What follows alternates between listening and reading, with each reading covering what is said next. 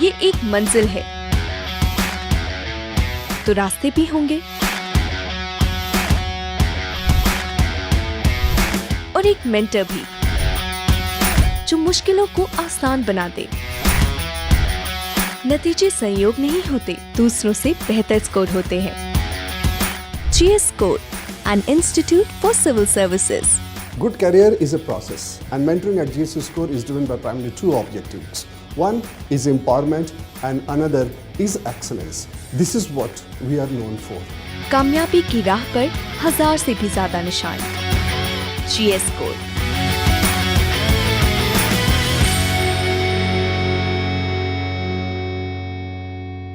Hello everyone, my name is Rashmi Singh and this time I have secured a rank 3rd in Uttar Pradesh Judicial Services Examination 2022 in my very first attempt. And in this video, I am going to share about my preparation journey and my strategies for this examination at length.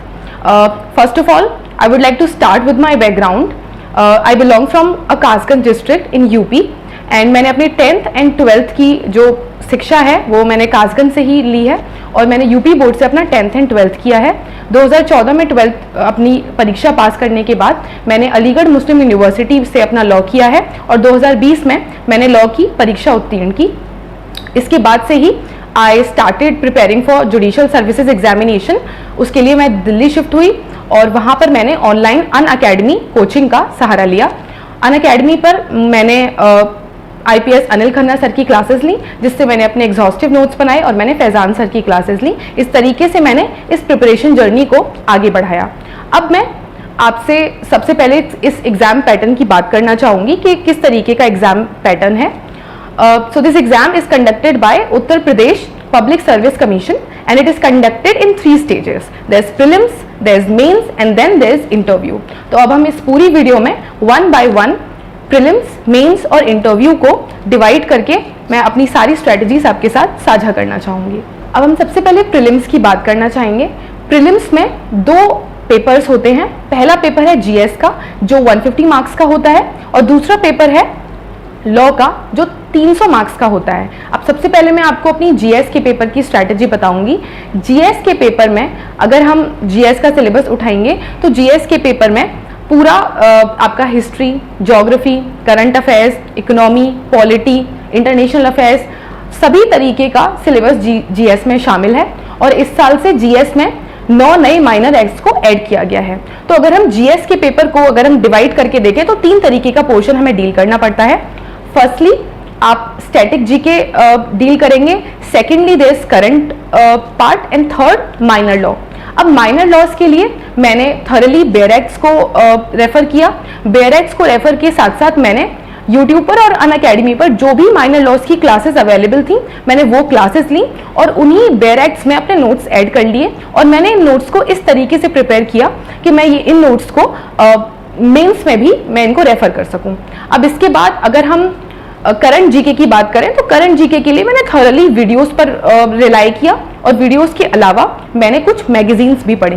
Magazines में मैंने घटना चक्र की, दृष्टि की yearly current affairs की magazine आती है, मैंने उसको रिलाई किया और वीडियोस में एक यूट्यूब पर चैनल था, इंडोलोगस चैनल करके था, उस पर हर मंथली करंट अफेयर्स की 12 वीडियोस पड़ी थी 1 साल की। मैंने उन वीडियोस को बार बार रेफर किया और इन सभी सोर्सेज को, चूंकि लिमिटेड सोर्सेज थे, मैंने अपने सोर्सेज को लिमिटेड रखा और मैंने रिवीजन पर ज्यादा फोकस दिया। मैंने सभी वीडियो को 3 से 4 बार देखा और मैंने बेयर एक्ट्स को भी अपने माइनर लॉ के, मेरे माइनर एक्ट्स के जो बेयर एक्ट्स थे उसको भी मैंने बार बार कम से कम 3 से 4 बार एग्जाम से पहले गो थ्रू किया। अब हम स्टैटिक जीके की बात करें तो स्टैटिक जीके के लिए पहले हमने लास्ट ईयर के क्वेश्चन पेपर को गो थ्रू किया और मैंने टॉपिक वाइज किस पोर्शन से किस साल कितने क्वेश्चंस आए हैं इस तरीके से टॉपिक वाइज मैंने क्वेश्चंस का नंबर नोट कर लिया था और उसके अकॉर्डिंग ही मैंने यूट्यूब पर वीडियोस सर्च की और सारी वीडियोस को, जैसे इकोनॉमी के लिए मैंने वीडियोस सर्च की, उसके बाद मैंने हिस्ट्री के लिए कुछ वीडियो सर्च की, उसके बाद मैंने ज्योग्राफी के लिए कुछ वीडियो सर्च की। ये सारी वीडियोस टॉपिक्स को मैंने सर्च करके इनको एक वीडियो में कंपाइल कर लिया था और मैंने उस वीडियो को बार बार रिवाइज किया। इसके अलावा मैंने लूसेंट को भी रेफर किया था और हिस्ट्री के लिए मैंने थोड़ा बहुत घटना चक्र को भी देखा था। अब ये हमारे GS के पेपर की बात हो गई। अब जीएस के पेपर के लिए अगर मैं ओवरऑल स्ट्रेटेजी की बात करूं तो जीएस के पेपर के लिए जैसे कि मैंने बताया कि मैंने अपने सोर्सेज को लिमिटेड रखा और मैंने बार बार रिवीजन पे फोकस किया। मैं हर दिन एग्जाम से पहले, जब मेरा प्रीलिम एग्जाम था तो एग्जाम से पहले मैं हर दिन जीएस के पेपर को 3 से 4 घंटा देने की कोशिश करती थी। इस तरीके से मैंने अपने जीएस के पेपर को टैकल किया। अब सेकंड जो पेपर है प्रिलिमिनरी एग्जामिनेशन में, वो लॉ का पेपर है। लॉ का पेपर 300 मार्क्स का होता है। लॉ के पेपर के लिए जैसे कि मैंने बताया कि मैंने अनअकैडमी पर कोचिंग ली थी और मैंने अपने sir IPS Anil Khanna sir की सारी क्लासेस की थी, जो कोर लॉ की क्लासेस थी। मैंने सर की क्लासेस लेकर मैंने अपने एग्जॉस्टिव नोट्स बना लिए थे। मैंने फैजान सर की भी क्लासेस ली थी और उससे भी मैंने अपने जो रिमेनिंग लॉज थे मैंने उसकी अपनी नोट्स बना लिए थे। अब अगर हम लॉ के पेपर की बात करें तो उसमें सभी कोर लॉज आते हैं, जैसे CPC, CrPC, IPC, evidence, contract, TPA, jurisprudence etcetera. अब जैसे कि मैंने बताया कि मैंने कोर लॉज के लिए मेरे पास पहले से ही नोट्स प्रिपेयर थे, जिसने मुझे कॉन्सेप्चुअल क्लैरिटी में बहुत हेल्प की। और इसके अलावा प्री के लिए मैंने पूरी तरीके से बेरेक पे रिलाई किया, क्योंकि मैंने ऑलरेडी अपनी कॉन्सेप्ट क्लियर कर लिए थे क्लासेस में। तो मैंने प्री के लिए सिर्फ बेरेक को बार बार रिवाइज किया। अब अगर हम बाकी पोर्शन की बात करें, जैसे जुरिस्प्रूडेंस हुआ, तो मैंने जुरिस्प्रूडेंस के लिए लास्ट ईयर के क्वेश्चन पेपर्स को गो थ्रू किया और उसमें मैंने इंपॉर्टेंट टॉपिक्स निकाले और मैंने देखा कि कुछ टॉपिक्स हैं जिससे बार बार क्वेश्चंस रिपीट हो रहे हैं। तो मैंने उसी तरीके से अपने शॉर्ट नोट्स प्रिपेयर कर लिए। मैंने अलग अलग स्कूल्स के डिफरेंट थिंकर्स को मैंने अपने छोटे छोटे शॉर्ट नोट्स बना लिए थे। इस तरीके से मैंने जुरिस्प्रूडेंस को टैकल किया। अब मैं इंटरनेशनल अफेयर्स के लिए अगर मैं बताऊं तो इंटरनेशनल अफेयर्स के लिए मैंने यूनाइटेड नेशंस का चार्टर रेफर किया था और मैंने बाकी स्टैट्यूट्स फॉलो किए थे और लास्ट ईयर के पीवाईक्यूज लगाए थे। अब मैं अगर प्री की ओवरऑल स्ट्रैटेजी को देखूं, प्री के लिए मेरे पास 2 की फैक्टर थे। सबसे पहले कि मैं मैक्सिमम रिवीजन करूं एंड सेकेंडली मैं ज्यादा से ज्यादा पीवाईक्यूज लगाऊं। तो अगर मैं प्रीवियस ईयर क्वेश्चंस की बात करूं तो मैंने एग्जाम से पहले, प्रीलिमिनरी एग्जाम से पहले तकरीबन 15,000 पीवाईक्यूज लगाए थे। रोज मेरा 500 का पीवाईक्यूज का टारगेट रहता था और इस तरीके से मैंने ओपी त्रिपाठी की पीवाईक्यूज की बुक को फॉलो किया और मैंने सिंगल्स की 3 वॉल्यूम्स की पीवाईक्यूज को फॉलो किया और उन किताबों को मैंने पूरा लगाया था एग्जाम से पहले। तो इस तरीके से मैंने प्री के एग्जाम को मैंने पूरी स्ट्रेटेजी बनाकर फॉलो किया, जिसमें मैंने रिविजन किया और मैंने अपने पीवाईक्यूज लगाए थे। इसके बाद अब हम मेंस की बात करते हैं। तो अगर हम मेंस के पेपर को देखें तो मेंस में इस साल से 6 पेपर होते हैं। पिछली बार का अगर हम एग्जामिनेशन पैटर्न देखें तो 5 पेपर हुआ करते थे, बट इस साल से 6 एग्जाम्स हैं। पहला पेपर जीएस का है, दूसरा और तीसरा paper Hindi and English language का है, चौथा पेपर सब्सटैंटिव लॉ का है, 5वां पेपर प्रोसीजर का है और 6th पेपर लोकल लॉज और आईपीसी का है। अगर हम अब जीएस के पेपर की सबसे पहले बात करेंगे तो जीएस के पेपर में अगर हम लास्ट ईयर के क्वेश्चंस पेपर देखें, सारे क्वेश्चन पेपर को एनालाइज करें तो एक पर्टिकुलर सेट ऑफ पैटर्न हुआ करता था, जिसमें बहुत तरीके के क्वेश्चंस पूछे जाते थे, जैसे निकनेम्स, स्लोगन्स, एब्रीविएशन, प्रीएम विजिट्स और बहुत सारी स्कीम्स एटसेट्रा और बुक्स नेम्स, ये सभी फेमस पर्सनैलिटीज, फेमस प्लेसेस, इस तरीके के सवाल पूछे जाते थे। तो मैंने पूरा पेपर एनालाइज किया था और मैंने टारगेट फॉर आईक्यू के जीएस के नोट्स को रेफर किया था। मैंने वहां से नोट्स परचेज किए थे जो कि काफी कॉम्पैक्ट और मुझे हेल्पफुल साबित हुए थे। तो इस तरीके से मैंने अपने जीएस के, स्टैटिक जीएस के और करंट जीएस के पेपर को मैंने टारगेट किया। इसके अलावा मैंने वीडियोस भी देखी और मैगजीन्स भी फॉलो की, जो कि घटना चक्र की, करंट अफेयर्स की मैगजीन्स थी। तो इस तरीके से मैंने अपने पूरे जीएस के पेपर को टारगेट किया था। और जैसा कि मैंने बताया कि चूंकि इस साल से नया माइनर लॉज भी एक्ट हुए थे 9 जीएस के पेपर में, तो उनके लिए जो मैंने प्री में नोट्स बनाए थे और बेयर एक्ट्स को रेफर किया था, तो मैंने उन्हीं शॉर्ट नोट और बेयर एक्ट्स को थरली रिवाइज किया। मेंस से पहले, मेंस के पेपर से पहले मैंने तकरीबन 4 से 5 बार उन पूरे बेयर एक्ट्स को बार गो थ्रू किया था। अब हम सेकंड पेपर की बात करते हैं, सेकंड और थर्ड पेपर, जो कि लैंग्वेज का पेपर है। तो अगर हम लैंग्वेज के पेपर को देखें तो लैंग्वेज के पेपर में मुझे ज़्यादा परेशानी नहीं हुई, क्योंकि मैं लिखती रहती थी, मैं अपने कॉलेज के लिए लिखती रहती थी, मैगजीन्स मैं लिखती थी मैं, तो मेरी भाषा पर काफ़ी पकड़ थी, क्योंकि मैं यूपी बोर्ड की स्टूडेंट रही हूँ और फिर मैंने अपनी लॉ है जो कि लॉ है जो मैंने इंग्लिश मीडियम से की, और तो इस तरीके से मुझे इंग्लिश और हिंदी लैंग्वेज दोनों पर अच्छी कमांड थी, तो मुझे ज़्यादा उसमें मेहनत नहीं करनी पड़ी। और मैंने एग्जाम से 2-3 हफ्ते पहले, अपने पेपर से 2-3 हफ्ते पहले मॉक लगाए थे, 2-3 मैंने मॉक दिए और मैंने 2-3 ऐसे लिख के देखे, दोनों हिंदी और इंग्लिश लैंग्वेज के, प्रेस राइटिंग लिख के देखा और मैंने 2-3 ट्रांसलेशन कर लिए थे। इस तरीके से मैंने अपने लैंग्वेज के पेपर को फोकस किया। थर्ड पेपर की बात करती हूँ मैं। थर्ड पेपर हमारा सब्सटैंटिव लॉ का पेपर है, जिसमें 50 मार्क्स का कॉन्स्टिट्यूशन आता है और बाकी 150 मार्क्स के बाकी लॉज आते हैं, जिसमें कि हिंदू लॉ, मुस्लिम law, TPA, contract, easement, equity etcetera, बहुत सारे इसमें लॉज आते हैं। तो इसके लिए जो मेरी स्ट्रैटेजी रही वो ये था कि चूंकि कॉन्स्टिट्यूशन से इसमें कंपलसरी क्वेश्चंस आते थे, तो मैंने कॉन्स्टिट्यूशन को थरली गो थ्रू किया, अच्छे से अपने नोट्स प्रिपेयर किए और उससे मैंने पढ़ाई की। इसके बाद मैंने एक पैटर्न देखा कि सारे लास्ट ईयर के क्वेश्चंस पेपर में फैमिली लॉ का जो पोर्शन था वो कंपल्सरीली आता था, तो मैंने अपने फैमिली लॉज को भी बहुत अच्छे से गो थ्रू किया। इसके अलावा मैंने टीपीए, कॉन्ट्रैक्ट और जो कोर सब्जेक्ट्स मैंने प्री में तैयार किए थे, उन्हीं सब्जेक्ट्स को मैंने अच्छे से इसमें पढ़ा था। और चूंकि लास्ट ईयर के क्वेश्चन पेपर्स के अकॉर्डिंग कुछ इसमें हमें चॉइस करने को मिलती थी, तो मैंने इसमें 2 या 3 सब्जेक्ट्स पूरे छोड़ रखे थे, क्योंकि आपको इसमें वास्ट चॉइसेस मिलती हैं। बट इस बार चूंकि पैटर्न थोड़ा डिफरेंट आ गया था और सब कुछ मिसलेनियस हो गया था, तो नेक्स्ट ईयर से मैं सारे एस्पिरेंट्स को यही सजेस्ट करूंगी कि आपको अब सारे सब्जेक्ट्स को गो थ्रू करना पड़ेगा, आपको सारे सब्जेक्ट्स को बहुत अच्छे से पढ़ना पड़ेगा, because you never know about the pattern of this examination. Next paper हम प्रोसीजर्स की बात करते हैं। प्रोसीजर के पेपर में 3 सब्जेक्ट्स आते हैं, सीपीसी, सीआरपीसी और एविडेंस। इसके अलावा रिटन स्टेटमेंट और प्लेंट लिखने को आता है और जजमेंट राइटिंग भी लिखने को आती है। इन दोनों में से हमको चॉइस मिलती है। अब अगर मैं प्रोसीजर्स की बात करूं तो मैंने प्रोसीजर्स को काफी अच्छे से गो थ्रू किया था। प्रोसीजर्स मैंने बहुत थरली पढ़े थे, क्योंकि मुझे पता था कि अगर प्रोसीजर्स पढ़ूंगी तभी मेरा जो बेस है वो मजबूत हो पाएगा, because no law is an isolated island, all laws are connected together. तो आपको अपने प्रोसीजर्स पे बहुत अच्छे से पकड़ रखनी है। मैंने नोट्स बनाए थे, मैंने स्टैंडर्ड बुक्स को रेफर किया था, बेयर एक्ट को रेफर किया था, और मैंने अपने आईपीएस अनिल खन्ना सर की क्लासेस की थी। इन तीनों के माध्यम से मैंने बहुत अच्छे अपने हैंड रिटन नोट्स बना लिए थे एग्जाम से पहले। मैंने पेपर में उन्हीं नोट्स को रेफर किया और मैंने उनको बार बार रिवाइज किया। तो इस तरीके से मैंने अपने प्रोसीजर के पेपर को फॉलो किया। और मैं अगर रिटन स्टेटमेंट और प्लेंट की बात करूं तो उसमें मैंने मैंने एग्जाम से सिर्फ 2-3 हफ्ते पहले ही उनको प्रैक्टिस करना शुरू किया था, जो कि गलत है। आप लोग उसे थोड़ा और पहले से प्रैक्टिस करें तो आप अच्छे से उसको लिख पाएंगे और एग्जाम में टैकल कर पाएंगे। अब हम आखिरी पेपर की बात करते हैं। आखिरी पेपर है प्रोसीजर का और आईपीसी का।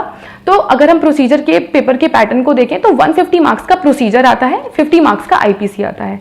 तो इस तरीके से हमको पता चलता है कि प्रोसीजर्स यूपी में बहुत इंपॉर्टेंट है। इस साल से 7 प्रोसीजर्स ऐड हुए थे, लास्ट ईयर कम प्रोसीजर्स थे, बट चूंकि प्रोसीजर्स बहुत ज़्यादा क्रूशियल थे तो आई मेड श्योर कि मैं अपने प्रोसीजर्स को बहुत अच्छे से प्रिपेयर करूं। इसके लिए मैंने समर्थ अग्रवाल की बुक को रेफर किया था। उसके अलावा मैंने थॉरली बेयर एक्ट को गो थ्रू किया और मैंने बहुत अच्छे से अपने बेयर एक्ट पढ़े और उसमें शॉर्ट नोट्स बना लिए थे। तो मैंने इस तरीके से अपने प्रोसीजर के पेपर को गो थ्रू किया और मैंने बार बार उसको रिवाइज किया। और एक और इम्पॉर्टेंट बात, अगर हम अपने प्रोसीजर के पेपर को देखें तो प्रोसीजर में कुछ सब्जेक्ट्स ऐसे हैं जिन सब्जेक्ट से कंपलसरी क्वेश्चंस आते हैं। जैसे फॉर एग्जांपल अगर मैं गलत नहीं हूं तो शायद पंचायती राज, म्यूनिसिपैलिटी और कंसोलिडेशन से कंपलसरी क्वेश्चंस आया था, तो मैंने उनको बहुत अच्छे से पढ़ा था और मैंने अपनी बाकी लोकल लॉ भी अच्छे से पढ़े थे। अब आईपीसी की बात करें तो मैंने आईपीसी में भी उसी तरीके से, जैसा कि मैंने बताया कि मैंने नोट्स बनाए थे और मैंने अपने नोट्स से ही पढ़ाई की थी। मैं यही करूंगी कि आप जितने भी कोर लॉ सब्जेक्ट्स हैं, जैसे सीपीसी, सीआरपीसी, आईपीसी, कॉन्स्टिट्यूशन और कॉन्ट्रैक्ट और टीपीए, आप इनको बहुत अच्छे से पढ़ें, आप इनको थरली पढ़ें, आप इसमें कुछ मत छोड़ें और आप अच्छे से अपने हैंड रिटन नोट्स बनाएं और उसी तरीके से आप एग्जाम्स में इसको रेफर करें, तो आपको बहुत फीजिबल होगा। आपको तैयारी में, ये लास्ट टाइम पे तैयारी में आपको बहुत अच्छे से हेल्प करेंगे। तो इस तरीके से मैंने अपना पूरा मेंस को फोकस किया था। अब हम मेंस की ओवरऑल स्ट्रेटजी और आंसर राइटिंग की बात करेंगे। मेंस में लिखने के लिए, जैसे कि मैंने आपको बताया कि 3 घंटे का पेपर होता है, 3 घंटे में 200 मार्क्स के आपको एक पेपर देना पड़ता है। तो मैंने जो स्ट्रैटेजी अपनाई थी वो स्ट्रैटेजी थी कि मैंने पेपर से पहले, एग्जाम से लगभग 2 हफ्ते पहले, मैंने हर सब्जेक्ट के 2-2 मॉक लगा के देखे थे और उससे अपनी मैंने आंसर राइटिंग स्पीड और मैंने आंसर राइटिंग को चेक किया था कि मैं किस तरीके से पैटर्न को फॉलो कर पा रही हूँ, मैं किस तरीके से कितने मार्क्स के क्वेश्चन को मैं कितने टाइम में फॉलो कर पा रही हूँ। इसके लिए मेरे फ्रेंड गौरव ने एक बहुत ही अच्छा मुझे फॉर्मूला बताया था, जो कि 0.8x का फॉर्मूला था। ये फॉर्मूला इस तरीके से काम करता है कि कोई भी क्वेश्चन गिवन है, उसके मार्क्स गिवन है, उसमें आप 0.8 का मल्टीप्लाई करें और जितना आपको टाइम मिलता है आप उस सबको अलॉट करें। फॉर एग्जाम्पल अगर 20 मार्क का क्वेश्चन है तो उसमें 20 मार्क को अगर आप 0.8 से मल्टीप्लाई करेंगे तो 16 मिनट्स मिलते हैं। आप 20 मार्क के क्वेश्चन को 16 मिनट्स दें, उसके बाद 15 मार्क के क्वेश्चन के लिए आप 12 मिनट दें, उसके बाद आप 10 मार्क के क्वेश्चन के लिए 8 मिनट दें और आप 5 मार्क्स के क्वेश्चन के लिए 4 मिनट दें। तो मैंने इस तरीके से पूरा प्रॉपरली फॉलो किया और अगर आप इस पूरे फॉर्मूले को देखें तो ये इस तरीके से काम करता है कि पूरा पेपर हल करने के बाद भी आपके पास 20 मिनट बचते हैं। ये 20 मिनट आपको उन क्वेश्चंस को टैकल करने के काम आते हैं जो थोड़े टफ क्वेश्चंस हैं और जिसको करने के लिए आपको थोड़ा एक्स्ट्रा टाइम देना पड़ता है। तो इस तरीके से मैंने स्ट्रेटजी पे काम किया और मैंने अपनी आंसर राइटिंग प्रैक्टिस को मजबूत रखा और मैंने अपने रिविजन पे बहुत फोकस किया। तो इस तरीके से मैंने अपने मेंस के एग्जाम्स को फोकस किया है। अब हम लास्ट बात करेंगे पेन सिलेक्शन की, because when I was searching for a right pen I did not find any video which was talking about a right pen. So I myself faced very difficulty in selecting a right pen. So I want to tell everybody कि आप अच्छे pen का use करें। जैसे मैंने gel pen का use किया था, मैंने पेंटोनिक का 0.6 mm का पेन यूज़ किया था। ये बहुत इंपॉर्टेंट है, हालांकि बहुत शैलो दिखता है बट ये बहुत इंपॉर्टेंट एस्पेक्ट है। इसके बाद अब हम इंटरव्यू की तरफ चलते हैं। इंटरव्यू के लिए जब मेरा इंटरव्यू में सिलेक्शन हुआ था, मेरा मेंस में सिलेक्शन हुआ था इंटरव्यू के लिए, तो मैंने इंटरव्यू के लिए ज़्यादा से ज़्यादा मॉक्स पर फोकस किया। मैंने अपने इंटरव्यू से पहले तकरीबन 3 से 4 या मैंने 5 मॉक्स दिए थे और मॉक्स में मुझे जो फीडबैक मिलते थे मैंने उन पर काम किया था। इसके अलावा I also took care about my outer appearances. It is very important that how you are presenting yourself. So I made sure that I wore a right sari. I wore a grey color sari, which was very important to know that which kind of clothes you are wearing. And apart from that, your body language and the tone of your voice, then your hand movement, your head movement and the art of saying no. All these aspects you have to take care of. अब इसके अलावा अगर मैं interview की बात करूं तो interview में मुझसे 2 तरीके के सवाल पूछे गए थे। एक प्रैक्टिकल अप्रोच क्वेश्चंस पूछे गए थे और लॉ से मुझसे काफ़ी सवाल किए गए थे। तो मेरा इंटरव्यू 25 से 30 मिनट चला था, जो कि बहुत कॉर्डियल डिस्कशन था। मुझे काफ़ी मज़ा आया। मैंने अपना इंटरव्यू थॉरली इंजॉय किया। इंटरव्यू में किसी भी प्रकार का मुझे कोई परेशानी का सामना नहीं करना पड़ा। मुझसे बहुत टेक्निकल सवाल किए गए थे, जैसे कि इनहेरेंट पावर से क्वेश्चन किए गए थे मुझसे CPC में। इसके बाद मुझसे रिमांड से क्वेश्चन किए गए थे, चार्जशीट से क्वेश्चन किए गए थे और इसके अलावा प्रैक्टिकल एस्पेक्ट क्वेश्चन किए गए थे that what do you mean by I see you in the court. If you see somebody saying that I'll see you in a court, what do you mean by that? So इस तरीके से सवाल थे। Faith पर सवाल किए गए थे। तो इस तरीके से मुझसे इंटरव्यू में सवाल किए गए थे। Now last but not the least, the tips that I want to give to my future aspirants, मैं यही बोलना चाहूँगी कि firstly you have to analyse your strengths and weakness. आप रिकॉग्नाइज करिए अपनी स्ट्रेंथ एंड वीकनेस को and frame your strategy accordingly, because you know everybody around you is working very very hard. So what sets you apart is the right strategy and right approach for this examination. So you have to frame right strategies. It is very very important because people often focus on hard work but they forget about framing strategies.